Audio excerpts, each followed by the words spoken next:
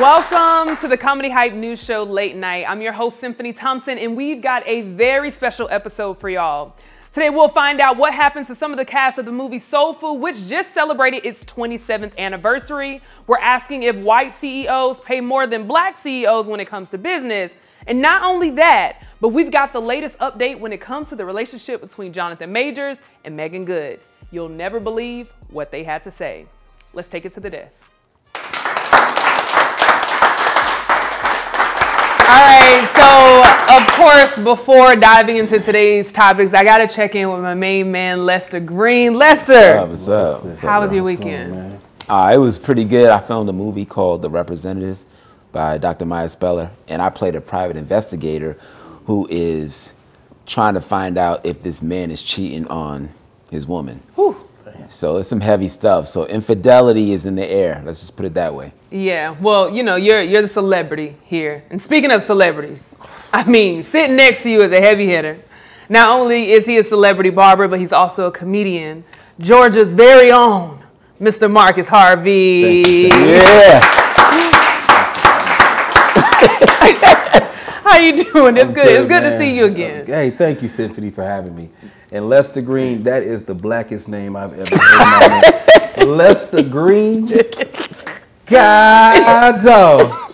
That's a black name right there. It's black? Boy, Lester. I like him. I love a Lester. There's like only two Lesters left. You might be the you and another. We ain't gonna talk about that. We ain't gonna talk about the other Lester. He owed me $5, but you look like a good, upstanding young man. Yeah, I'm good. Yes. Well, let's jump into some of these topics. This one actually I think is a funny one.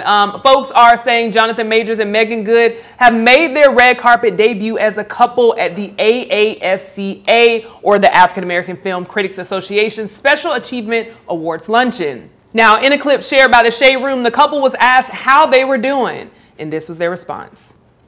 Thank you so much for talking to us. Why are awards like this important, and why was it important for you to be here?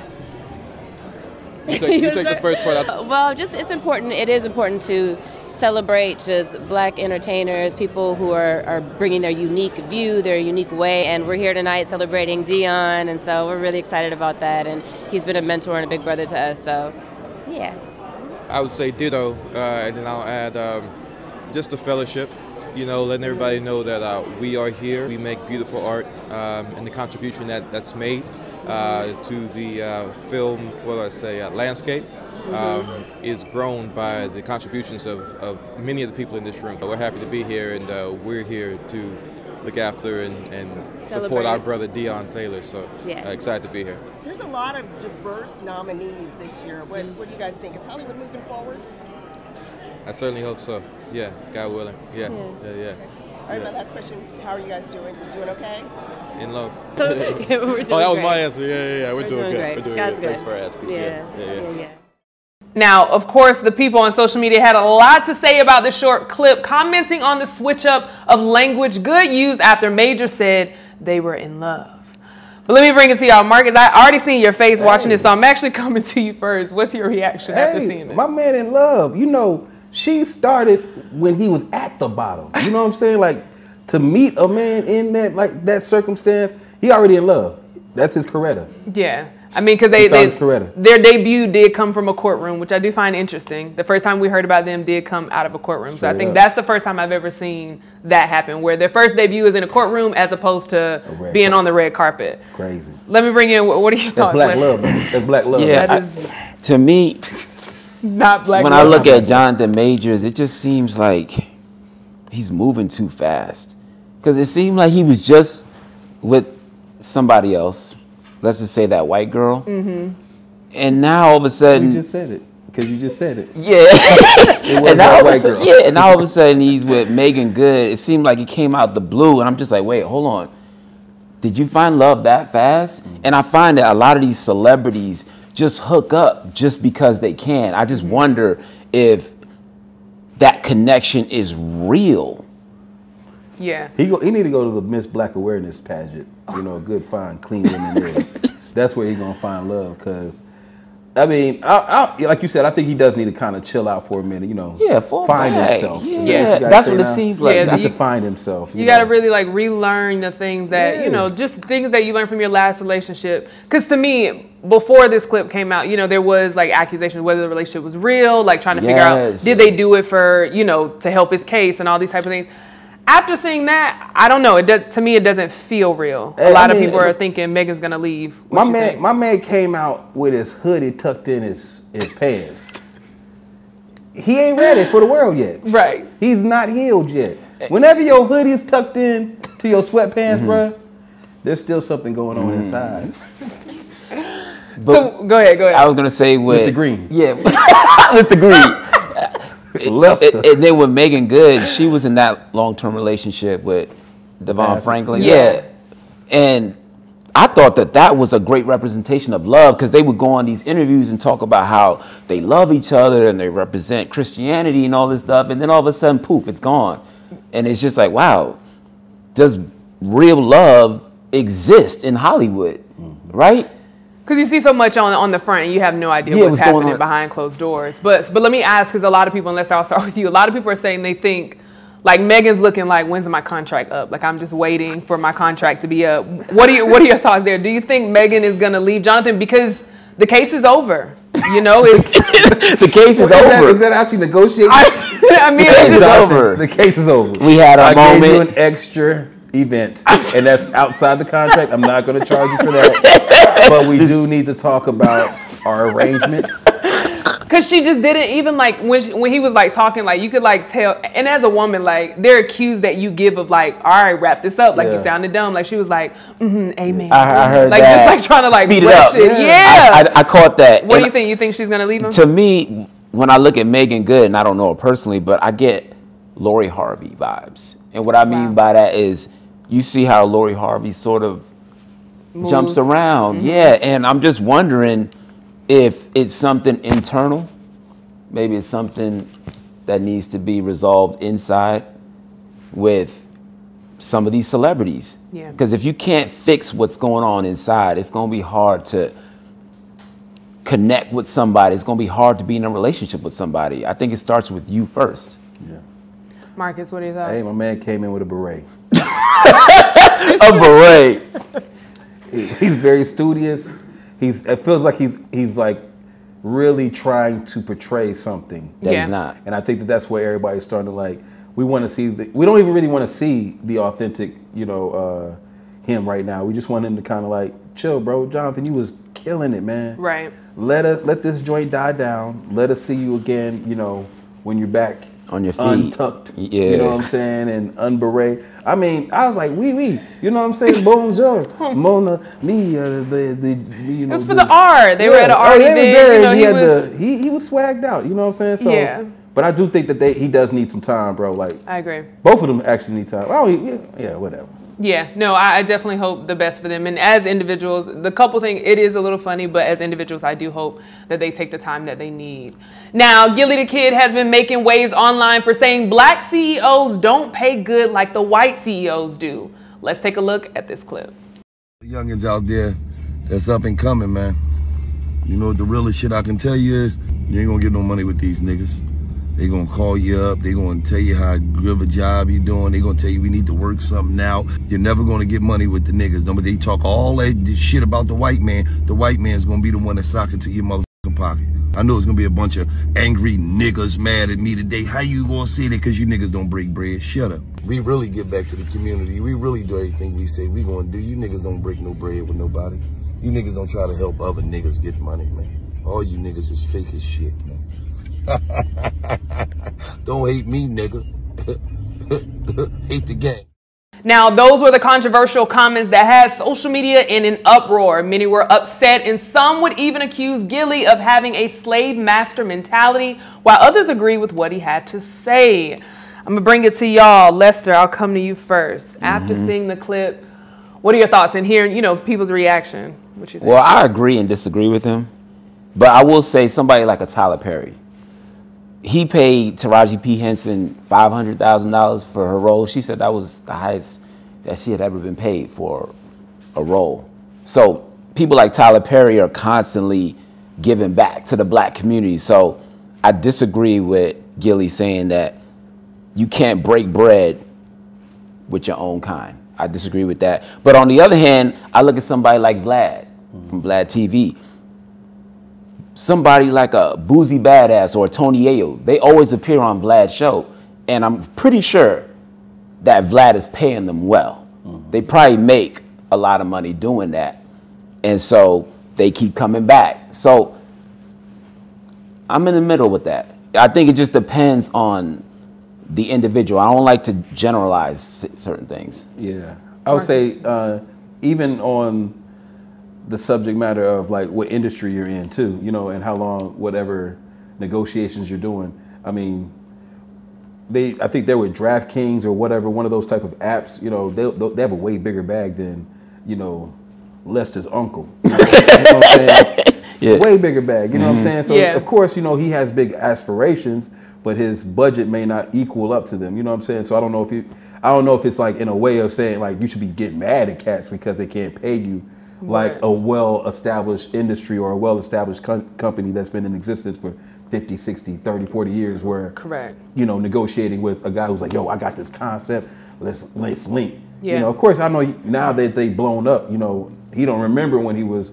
you know, back in the day when he was trying to get on like that. So now that you've blown up, you know, you have a different outlook on, you know, effort, I guess, now with folks. So yeah, no, I agree. I mean, for me, you know, I'm big on black businesses and especially just our community, keeping our dollar in our community a lot longer. So when you go on a big platform like that and just make a generalization like that, I personally don't like it. I love Gillie the Kid. I think he's funny. You know, sometimes he says some really deep things, you know, when he was talking about his son and different things like that. Like, I really appreciated those type of conversations.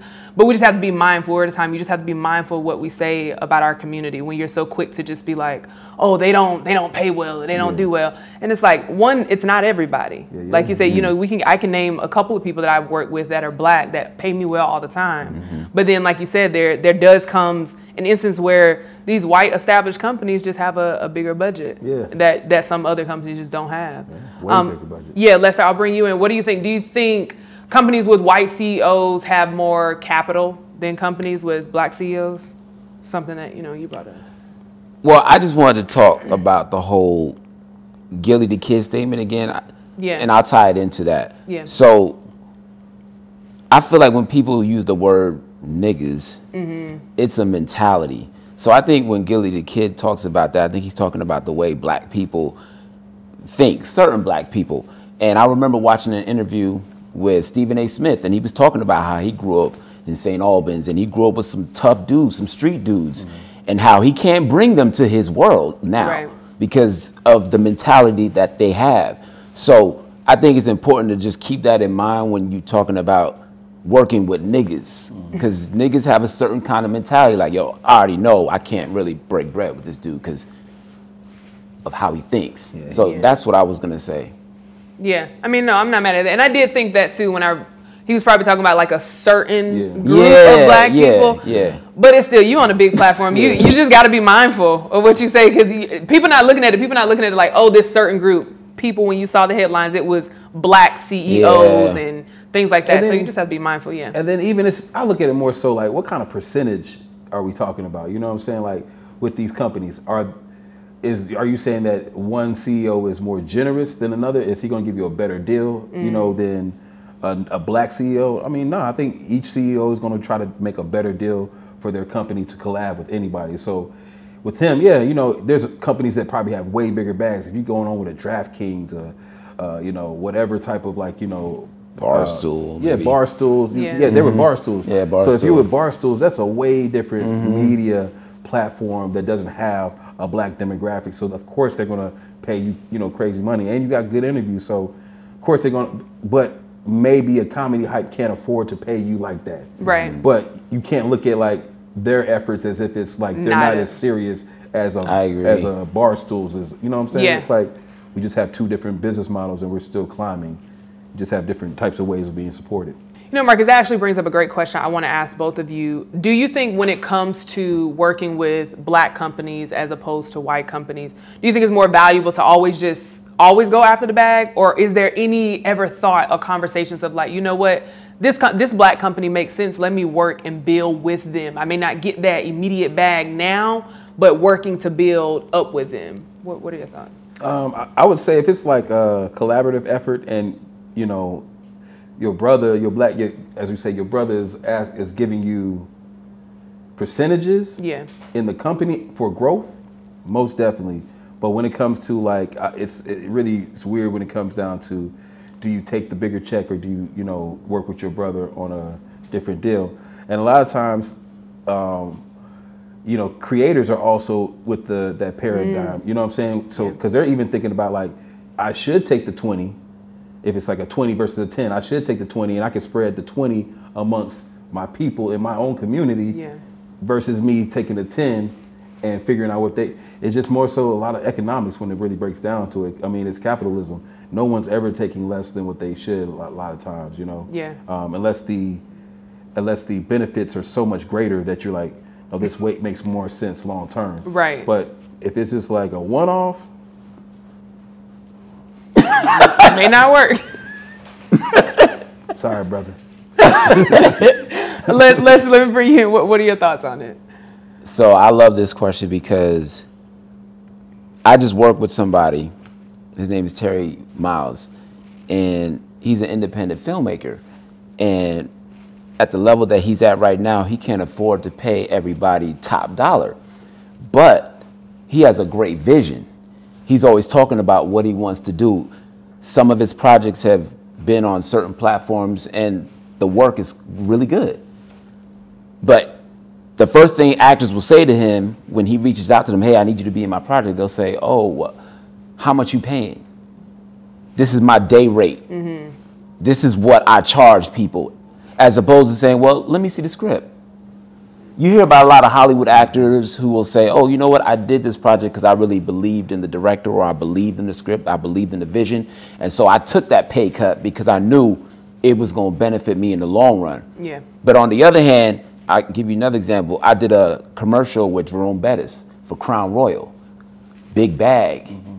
I loved it. I was like, dang, I needed that, man. It was like 10 grand. Like, give me that. You know what I'm saying? And then I watched it years later, and I'm like, dang, I don't even really watch football. I love Jerome Bettis. But you do drink Crown Royal. And I'm not even a drinker. But the bag was right. Your name says you're a drinker. But I was younger, and I thought it was a great move, and it made me look great. It's on my resume. Like, you work with Jerome Bettis? Yeah, the bus, that's the truth. And I love that, but at the same time, I don't know if I would have made that same decision now. Yeah. So it just depends. It depends on the situation. Yeah, it really depends. I don't think every situation, because even when it comes to like supporting black and patronizing black, I don't say, oh, just do it because they're black. Yeah. Like, really look into the details. Look at the script. Look at what the business deals are. Does it make sense? If it doesn't make sense, be okay to walk from it. Walk away. My brother, my sister, Malika, my man. You know what I'm saying? Whatever you need to be. Now, speaking of brothers and sisters, y'all remember the movie Soul Food? Yeah. Last week, the cast of Soul Food would reunite on ABC's Good Morning America in order to celebrate the movie's streaming release on Hulu, 27 years after the film debuted. There, the cast caught up with each other, reminisced on the iconic scenes from the classic, and talked about their upcoming project. Now, for those who haven't seen Soul Food, because there are some people who haven't, that's okay, I'm going to actually show you a recap of what the Boondocks thought of the movie. Let's take a look. And you only started doing the stupid Sunday dinner thing because you saw Soul Food on cable. Soul Food is a movie about a big, humongous black grandmother. Big Mama demonstrates her love by feeding herself and her offspring enormous amounts of pig lard. Then, get this, Big Mama's arteries are so clogged, they gotta amputate her arm. It was her leg. Then, she dies of a heart attack. Or another stroke, or something. And what does the family do after she dies? They get together for a Sunday dinner and eat the same food that just killed Big Mama. They didn't learn a lesson. Nobody went on a diet, and that's the end of the movie. Now, y'all know the Boondocks is classic for doing recaps and different things like that. Marcus, let me get your thoughts. Do you think do you think it was right about the movie? Oh, they took that foot. Yeah. They definitely took that foot, man. Because, I mean, every Sunday, and I'm like, where did they get this budget from? You know what I'm saying? Every Sunday, y'all gonna sweet tea lemonade. That did look like some good plates. You know Yeah, no, it did. It did. They definitely took that foot. Yeah. They don't take that foot. She eating like that. Lester, let me bring you in. After seeing you started crying. Yeah, I'm getting emotional because I saw the clip and it showed the woman on the deathbed and everything, and my mom died from diabetes, and she loved fried chicken. I grew up eating soul food, not realizing that that's not necessarily the best kind of food to eat, right? We think these cookouts are supposed to be a celebration, and they are, but from a health standpoint, is it the best food to eat? So it just caught me off guard. I didn't even expect that, so just wanted to share that. Yeah, no, I appreciate it, because I think that's the purpose of the Boondocks. Obviously, they do it more in a a funny way to make light of it, but it is a serious conversation, because when we talk about soul food in the Black community, is it really soul food? Is it really food for your soul that really feeds you and helps you and nurtures you? But I think we're starting to see a transition in the Black community where we are seeing Black people get back on the in the farms and grow their own food, and talking about different things about what's at the store that's not good for you, looking at the label, reading what's on the back. So a big shout out to the community starting to have those tough conversations. Cats doing workouts.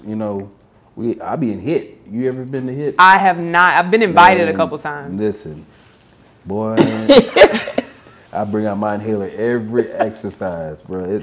But people trying to get their health together. You know what I'm saying? And that's what I am proud about our community. We've seen a lot of toxic things that we've been doing. From just way back in the day.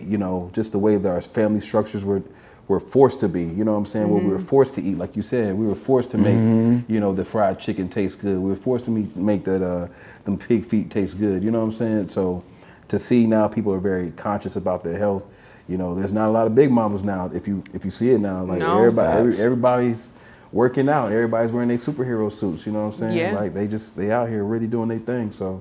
I'm proud of you, sisters. I'm proud of y'all. I'm proud of us too. Look, I'm proud of us. I'm proud of us for doing the work. Now, of course, when it comes to this conversation of soul food, one big topic on social media is the big debate of who the villain is. Now, as you all remember, Terry was cheated on by her husband with, I want to say it was her cousin, if I remember this movie right. So when we're looking at it, and it's been a big debate a long time on social media. So I'm gonna start with you. What are your thoughts when it comes to? Because it was Terry, her husband, and then the cousin. I want to say her name was. I don't want to lie and say what. Cousin name? We don't know. I can't remember. Don't know. All I know is you can't. Was it Faye? You can't leave your husband playing "I Ain't Mad at You" in the dance room. In the dance room. Yeah. Don't do it. Don't do that. So I don't know who you think is a villain. I mean, it's. Well, one, I will say Terry has always been painted as the villain, and I don't think there's any, and this is just, serious, and you kind of talked about the movie that you were in about infidelity. Like, I don't think at all there's ever any excuse to commit adultery. I don't think there's any excuse. We're humans, we make mistakes, and I get that, but I don't think, because she was, and I think what we'll call it nowadays, emotionally... emotionally unavailable. Emotionally unavailable, because she was emotionally unavailable to her husband. I don't think that's a reason to say, I'm going to cheat, or, I'm going to do this.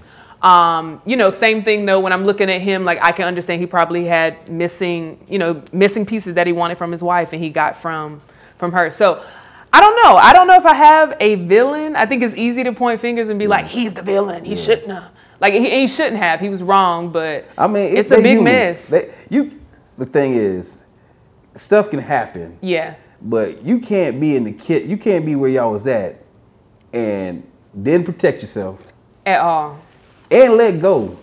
Yeah. In her. Yeah. No. Come on, man. But would you say he's the villain? Now that makes him the villain. So he's because they looked at each other's eyes. I didn't think about that. I forgot. So you think he's a villain? He's a villain. Yeah, I mean. This is late night talk show. It is late night, but you went midnight. It's midnight. Whatever night it is, whatever time you watching this, you know he was wrong. That's what made him wrong. He was. No, he definitely was. But sometimes people are adults. You're gonna have situations where he may have felt unfulfilled in his own personal life. I think it was because he was playing. So she just was probably something else, but something else was going inside him. So it's all that. You say he was playing? What do you mean? Yeah, he used to be a piano player. Yeah. And that's why he's playing dun-dun-dun-dun. You don't remember him playing the I Ain't Mad at You? No, but that's when they got the connection. That's when they got the connection. She was doing the hip hop.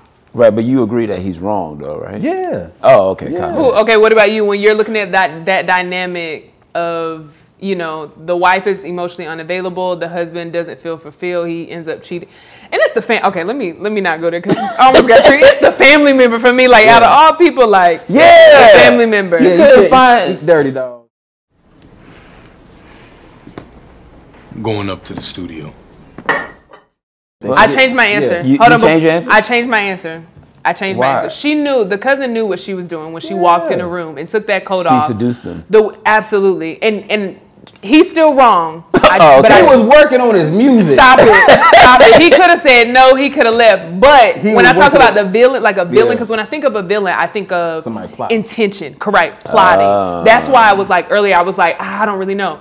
She's the villain because when she walked in that room with that coat, and she like the way she took it off, she came in, swooped her hair to the side and gave them eyes. I know them eyes. Hey, she swooped. She knew what she wanted. It's because they were playing I Ain't Mad at You. That's what he messed up. He wrong, but he's not a villain. He put the cheese right there. She got the cheese, and then she put the cheese in front of him. Okay, Lester. Okay, so, what are your thoughts? Sorry, Terry. You didn't deserve that. You didn't deserve none of that, Terry. So my mom always had this saying, it takes two to tango. Correct. So and she was a dancer too. So she was definitely tango. So obviously they're both wrong in my eyes. And I just believe in communication. I feel like nowadays we're missing that. People are so quick to say, you know what, I'm not getting this, so you know what, I'm out. Yeah. She don't check those boxes, I'm out of here. What happened to just, hey, listen, baby, let's spice things up a little bit, or this is how I'm feeling. Why don't we try to do this? Let's work it out. We got something great here. Right. People are so quick to just up and leave. I don't get it. Yeah, I think in that movie though, he was trying to reach out to. Yeah, I was about to say he did try. He tried. But regardless, in general, I'm wrong is wrong though. Yeah. But when we're talking about villain, and I'm just gonna close out, and I gotta close out strong because she took the jacket off. I hadn't watched the scene in a long time. She knew what she. But hold on, the bang right here is right there too. She knew what she was doing. Can I add one more thing though? So if he tried, right? Why not just say, okay, I'm out. I'm out. Right. Let's just break up, divorce, move on. I go my way, you go your way, and then do that. I don't get. Well, let me ask y'all this thing, because that was a one-off. Well, you get a pass. Go ahead. If we talk about communication, how y'all not gonna talk after that? How you just gonna be like, it's over? Especially if you just saw that, how he was like minding his business. I'm working on these tracks. I'm working on these tracks. You come in with the jacket. I didn't let her stay with us. I don't want her to stay with us, Terry. But yeah, she's a dancer. I don't want her to stay with us. Right. You didn't even ask Terry. Terry didn't even ask him if she could stay. You know what I'm saying? So it's all that stuff. But Symphony, what would you do though? Let's say somebody cheated on you, and that person reached out to you beforehand and tried to work it out. Would you say, you know what? Is this my husband or just if it's boyfriend? It's that situation. In that same situation. That's tough. I will say. I will say. Because Terry brought out. That made my eye twitch just a little bit. Because wrong is wrong. I don't know if I could stay. I would try to like go to therapy and try to work it out. But you know, I'm just have to pray to God. That I'm gonna have to pray like, Lord, what you want me to do? Because if it's up to me, because you know, I can make a decision. I can say I'm not married right now, right? So I can say all the things of like, oh, I would leave and da da da. But if I'm being honest, I don't know. Yeah. I've never been married. I never had a husband. I know what it's like to have a boyfriend who cheated, and I leave quick. I'm very kind though. Regardless, I've always been kind when I get cheated on. I'm the sweetest person. It's like, oh, you made a mistake. You said, oh. Tell me how. Dang. Because it's not a mistake. It's a bad choice. I agree. Amen. So listen, just pray I never get cheated on in marriage. On his tracks. Stop it. You know what? We're gonna take a quick commercial. Terry, let my boy get back. I think they probably worked it out. Who knows? Come on now, this is a one-off. All right, well, Marcus, you're not going anywhere. We're going to take a quick commercial break. And when we come back, we have a special love letter segment powered by Penflow AI with Marcus Harvey. Stick around. Welcome to the Garden Bar at Hype Studios in Atlanta, Georgia. Now, if you've been here, you know that we have a series of events, and when you flow through this room, you can feel the energy surrounded by beautiful green plants. Well, I have some good news for you. We are looking for official sponsors for our Garden Bar. So if you want your brand featured right here in our Garden Bar, you can email us at partnerships@comedyhype.com. And I hope to see you in our Garden Bar.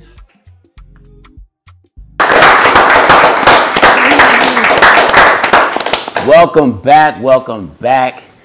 We are here for the segment Love Letters with Lester, powered by PenFlow AI. Now, last time we were here, we had a letter directed towards Lotto the rapper. Okay. This go around, we got a letter directed towards you, Mr. Harvey. Oh, word. Now, we know you a celebrity barber. Okay. So, we're gonna ask the question, how do you break up with your barber? Oh, snap. I've never had a barber. You never had a barber? I mean, I used to get like line up on the back of my neck. Just get the that's kitchen right. Just the kitchen, Okay, but gotcha. so I've never had to break up with a barber. So I'm very interested in this. Hey, man. But even if you haven't had a barber, I'm sure you've been to the salon, right? How do you say, you know what, I'm not feeling what you're doing anymore? I'm about to find out. You're gonna find out. Because I need to break up with one of my texts. Okay, dang. So, okay. DJ, set the mood. Y'all tripping. Y'all is tripping. Y'all might want to say pause in front of all this, but go ahead. Dear Marcus, it pains me to write this letter, but I think it's time that we go our separate ways.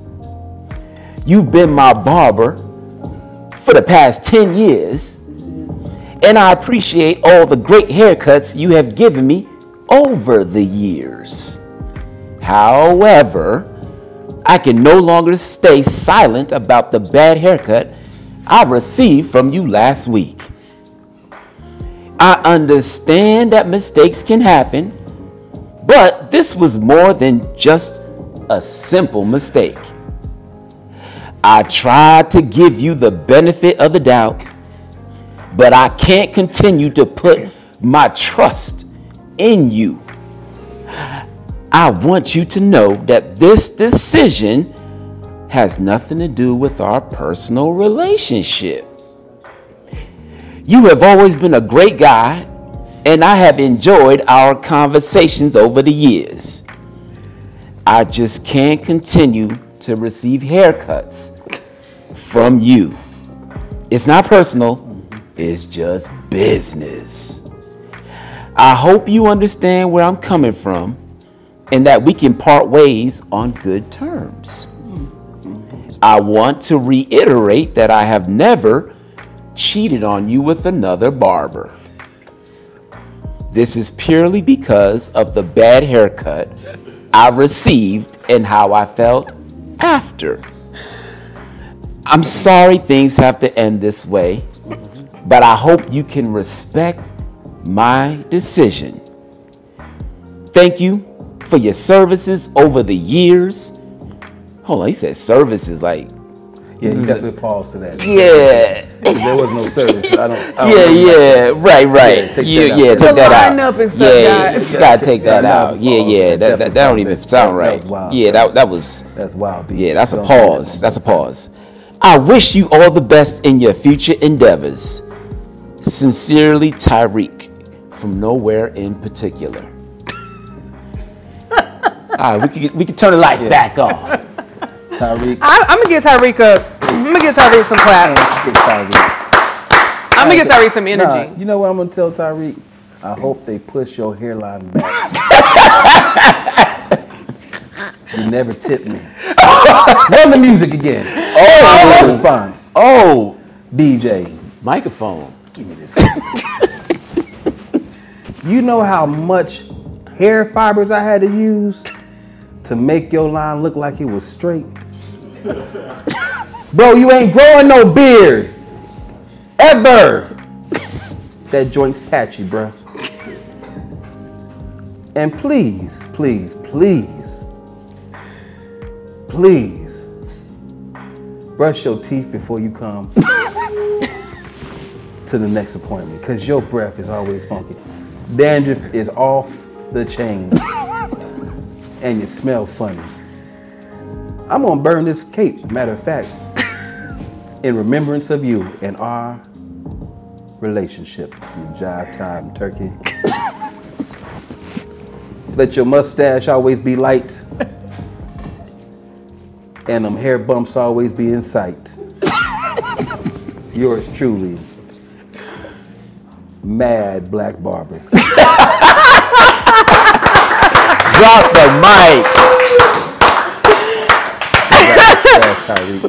You feel it, so it did feel personal. I'm just saying, you know, like we ain't human. Like we ain't got emotions, you know what I'm saying? So, nah, forget that, man. You know what I'm saying? So. Okay, so yeah. What is the right way? What's the right way to break up with a barber? Because that's a real conversation, though. Nowadays, I mean, if it's a messed up haircut, you know, after 10 years, come on, man. Again, thank you, Marcus, for joining us today. We're going to take a quick commercial break, and when we come back, we're going to close out with some good news. We'll be back right after this. Hope you enjoyed this week's love letter. Need some help writing your next proposal or verbiage for your business site? PenFlow AI is the solution for you. By adding just a few prompts and clicks, this AI-powered and human-driven app will get you one step closer to completing your project. So head on over to penflowai.com to get your writing needs done today. Stop procrastinating and let's get it done.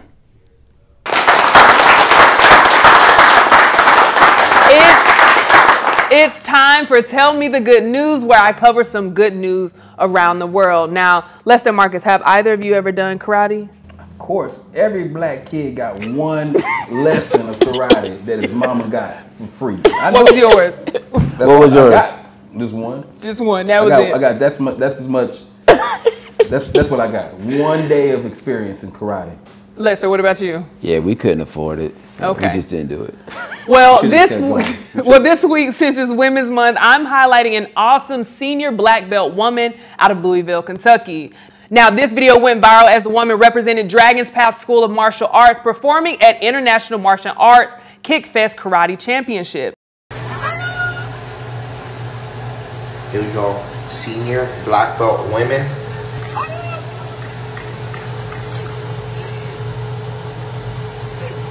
Nice. Good technique, good stances. Nice.